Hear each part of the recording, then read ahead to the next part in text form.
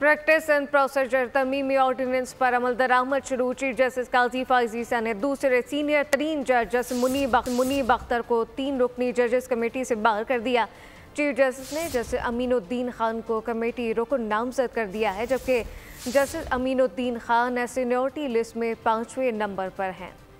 Practice and procedure तरमीमी ordinance पर अमल दरामद। Justice Munib Akhtar 3 रुकनी जजेस committee से बाहर, जस्टिस अमीनुद्दीन खान कमेटी में शामिल। चीफ जस्टिस काजी फाइजीसा ने दूसरे सीनियर तरीन जज जस्टिस मुनीब अख्तर को 3 रुकनी जजेस कमेटी से बाहर कर दिया। चीफ जस्टिस ने जस्टिस अमीनुद्दीन खान को कमेटी रुकन नामजद कर दिया। Justice Aminuddin Khan seniority list में 5वें नंबर पर हैं। रजिस्ट्रार सुप्रीम कोर्ट ने जस्टिस अमीनुद्दीन खान की कमेटी के रुकन नामजद होने का नोटिफिकेशन जारी कर दिया। जजेस कमेटी में सीनियर तरीन जज जस्टिस मंसूर अली शाह भी शामिल हैं। 3 रुकनी जजेस कमेटी बेंचेस की तश्कील और इंसानी हुकूक के मुकदमात का जायजा लेती है। वफाकी काबीना ने सुप्रीम कोर्ट तरमीमी प्रैक्टिस एंड प्रोसीजर ऑर्डिनेंस मंजूर कर लिया था, जिसके बाद सदर मुमलिकत ने प्रैक्टिस एंड प्रोसीजर ऑर्डिनेंस पर दस्तखत किए थे।